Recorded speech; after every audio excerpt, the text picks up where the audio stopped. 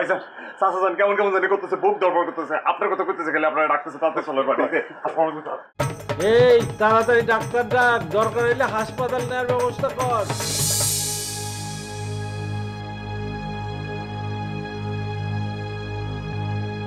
আমার সান্ধের মুখে হাসি ফুটায় দেন ডাক্তার, আমি ওর হাসি দেখে মরতে চাই। হাসান, আব্বা কথা বলছে, কথা বলছে আব্বা। আব্বা কি বললাম? কেউ আস্তে কথা বলুন, বেশি কথা জোরে কথা বললে না সমস্যা হবে। ও দেখি আব্বা, আব্বা আমারে বলো আব্বা। তোমার মুখের হাসি দেখা আমি মরতে চাই বাজান, মরে আসছে দেখাও। আমি হাসবো আব্বা, তুমি সুস্থ হয়ে যাও, তুমি সুস্থ হয়ে যাওয়ার পরে আমি হাসবো আব্বা। আপনি এখন হাসুন, সমস্যা কোথায়? আমি হাসতে পারি না। হাসতে পারেন না? সমস্যা কি আপনার? না, আমার মা ভুল চিকিৎসায় মারা গেছে, একটা হসপিটালে ভর্তি ছিল। আমি কেসও করছিলাম, কিন্তু আমাদের অনেক টাকা নাই তো কেসও হেরে যায়। তারপর থেকে আমার হাসি চলে গেছে,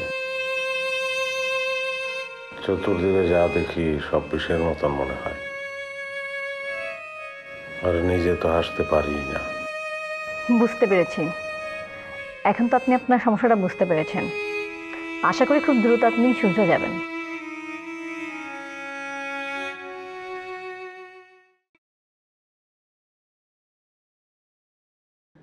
কি ব্যাপার স্যার, তুমি আসো ভালো? আসসালামু আলাইকুম স্যার। ওয়ালাইকুম আসসালাম। স্যার, তোরে আমি কিছু কথা বলতে চাই। জি স্যার, বলেন। দেখ বাবা, তুই খালি কিন্তু আমার ছাত্র সেটা না, আমার বন্ধুর ছেলে। ছোটবেলা থেকে এই কোলে পিঠে কইরা বড় হইছস, তোরে নিয়ে নানান কথাবার্তা বলে, এগুলি শুনতে ভাল লাগে না। শোন বাবা, এই জগৎ সংসারে যা ঘটার সেটা ঘটবে, যা হওয়ার সেটা হইবই।